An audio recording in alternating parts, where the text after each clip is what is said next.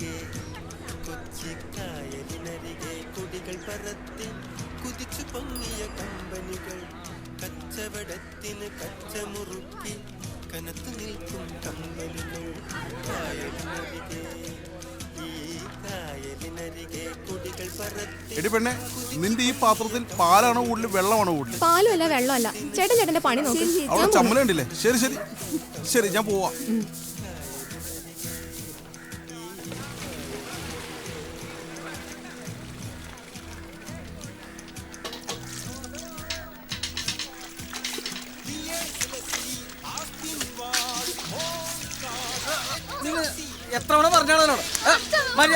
തടിക്ക് വളവുണ്ട്, ആശാരിക്ക് കുഴപ്പമുണ്ട്. അതുപോലെ ഈ ബ്ലൗസും. ഇത് പിടി, നീ പോയി പഠിക്കുവണ്ണേ. തിരികെ വരുമ്പോ ഒന്ന് വാങ്ങിച്ചോണ്ട് വന്നെ കേട്ടാ. വീക്കോട്ട് ഇറങ്ങുന്ന വലിയ ട്യൂബും വേറെ അല്ല ചെറിയ ട്യൂബും പിന്നെ കുങ്കുമപ്പൂന്നറുള്ളണ്ടല്ല അതുകൂടി മേടിച്ചേരട്ടാ. എന്റെ പാക്ക നമ്മക്ക് ഇതിന്റെ ഒന്നും ആവശ്യമൊന്നുമില്ലല്ലോ. ഇനി ലാലിയാണ്ടിക്കാണെങ്കിൽ കുഴപ്പമില്ല.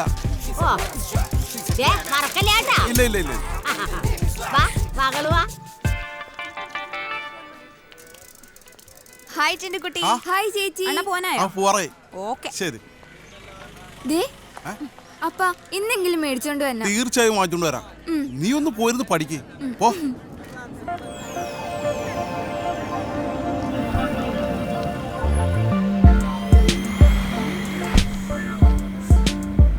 ചിന്നുകുട്ടി. ഹായ് ചേച്ചി. ഹായ്. എവിടെയായിരുന്നു?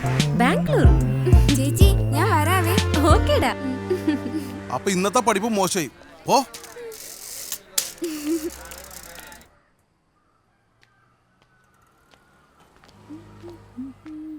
ചേച്ചി കഴിഞ്ഞില്ലേ? ദാ തീർന്നു.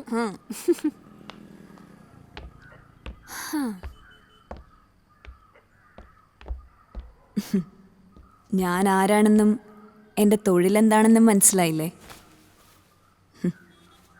തീർന്നിട്ടില്ല.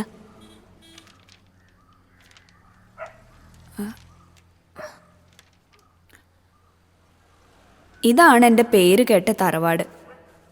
ഇവിടെ ഞാൻ തനിച്ചല്ല. ദാ ഈ ഇരിക്കുന്ന 3 പേരെയും കണ്ടില്ലേ?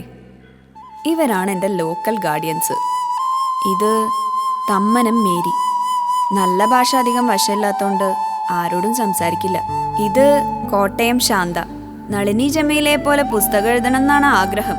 പക്ഷെ എന്ത് ചെയ്യാം, അക്ഷരങ്ങൾ അറിയില്ല. ഇതാണ് പാലാരിവട്ടം പത്മാവതി. ഞാനുമായി എന്നും പൊരിഞ്ഞ യുദ്ധത്തിലാ. എങ്കിലും ഉള്ളിൻ്റെ ഉള്ളിൽ എവിടെയോ ഒരമ്മയെ ഞാൻ അനുഭവിക്കാറുണ്ട്. സാധുക്കളാ 3 പേരും. ഇവരാണ് എന്നെ തെരുവിൽ നിന്ന് എടുത്തതും വളർത്തി വലുതാക്കിയതും ഒക്കെ.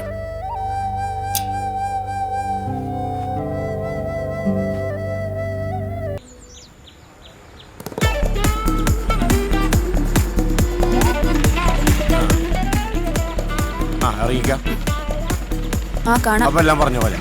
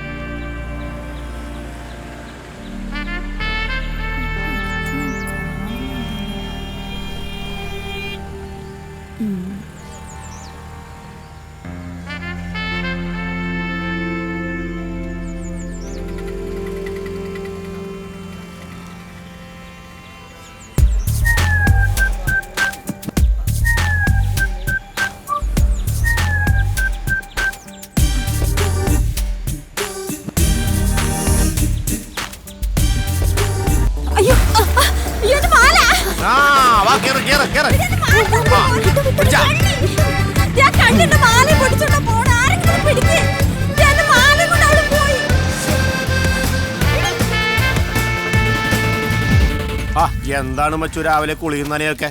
മരുന്നെടുക്കാൻ പോണില്ലേ? ഒന്നും പറയണ്ടെന്ന്. ആ വീഡിയോ കണ്ടവരോടൊക്കെ കോടതിയിൽ ഹാജരാകാൻ പറഞ്ഞിട്ടുണ്ട്. അപ്പനും നീനൊക്കെ രാവിലെ പോയിട്ടുണ്ട്. മച്ചു പോണല്ലേ? വേറെ പണിയില്ലേ? വെടി വെച്ചവനും കേസില്ല, വെടിക്കുറ്റിക്കും കേസില്ല. വെടി വെച്ച കേട്ട് നിന്ന നമ്മ പാവം പുവർ പീപ്പിൾസിനാണ് കേസ്. ഒന്ന് പോടപ്പാ. എന്തായാലും ഒരു വഴിക്ക് പോവല്ലേ, ആ പല്ലും കൂടി തേച്ചിട്ട് പോ. പിന്നെ എൻ്റെ കല്യാണത്തിന് വെച്ചില്ല. ആ ഉവ്വ.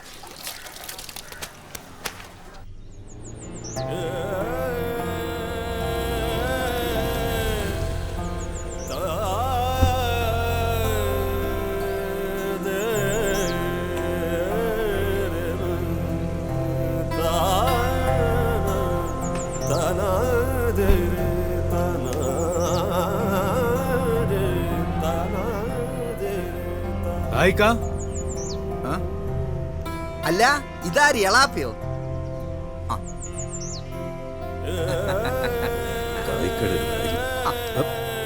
നിങ്ങളെ ഇവിടുന്ന് ഞാൻ പറഞ്ഞുവിടാം. ഇതെന്താ ഇങ്ങനൊരു തീരുമാനം?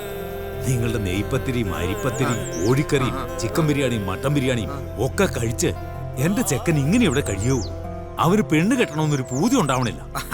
ഓന് പൂതി ഇല്ലാണ്ടല്ല, പൂതി ഉണ്ട്. ആലോചന വരുന്ന ഓരോ പെൺകുട്ടികളുടെ ഓരോ അഹമ്മതി. ഒരു കാര്യം ഉറപ്പാ, വീട്ടുകാര് പറഞ്ഞ അനുസരിക്കണ ഒറ്റ പെൺകുട്ടികളും നമ്മുടെ നാട്ടിൽ ഇല്ലാണ്ടായി.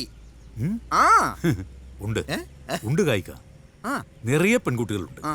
ഇത് പിടി, വാ.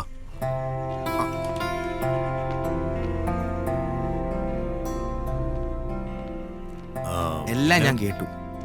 ഇളയപ്പ എന്താ ഉദ്ദേശിക്കുന്നത്? ഇനിയൊരു പെണ്ണ് കാണാൻ ഞാനില്ല. ഇളയപ്പ പറഞ്ഞിട്ട് മാത്രം കണ്ടത് ഏകദേശം ഒരു 100 പെൺകുട്ടികളെയാ. കായിക്ക അറിയാലോ? അതെ. അമേറെ, നിന്റെ ഭാഗത്തും കുഴപ്പമുണ്ട്. ചാവക്കാടുകാരി പെൺകുട്ടിയല്ല എന്നോട് പറഞ്ഞു. അവള് പറഞ്ഞത് നീ അനുസരിക്കാതിരുന്നോണ്ടാണ് ആ കല്യാണം നടക്കാതിരുന്നത്. ശരിയാ, അവള് പറഞ്ഞു ഞാൻ 6 പാക്ക് ആക്കാൻ.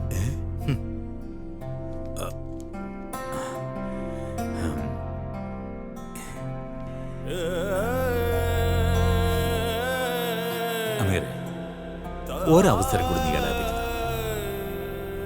ഇത് എളാപ്പയുടെ അവസാനത്തെ അറ്റംപ്റ്റാ. മാത്രമല്ല, നിന്റെ തടിക്കും തണ്ടിനും പറ്റിയ ഫാമിലിയുമായിട്ടാ ഈ പ്രാവശ്യം ഞാൻ വന്നിരിക്കുന്നത്. ഈ പാവ എളാപ്പ നീ കൈയൊഴിയരുത് പ്ലീസ്.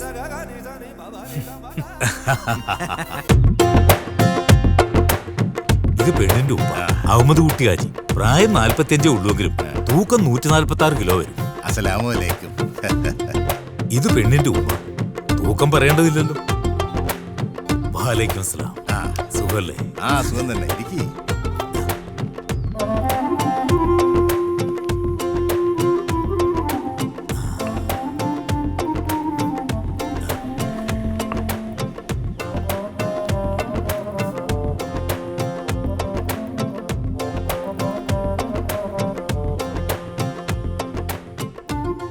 സമ്മതിച്ചളയപ്പ.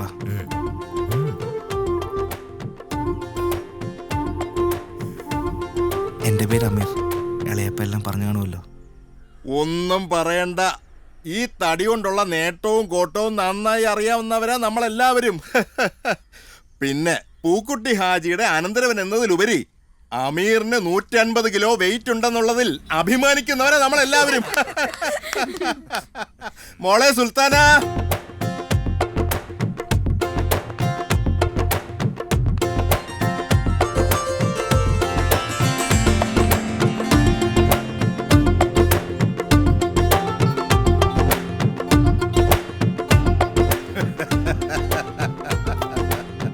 മോളെ കണ്ട് വിഷമിക്കണ്ട. ഇവളെ നിക്കാഹ് ചെയ്യുമ്പോ മോളെക്കാട്ടി സ്ലിം ആയിരുന്നു ഇവള്.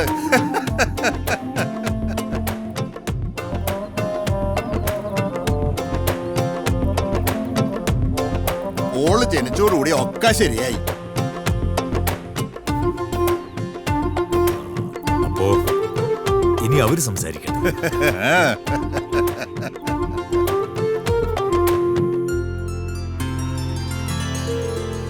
നമുക്ക് പുറത്തേക്ക് പോകാം. ആയിക്കോട്ടെ. സൂറ,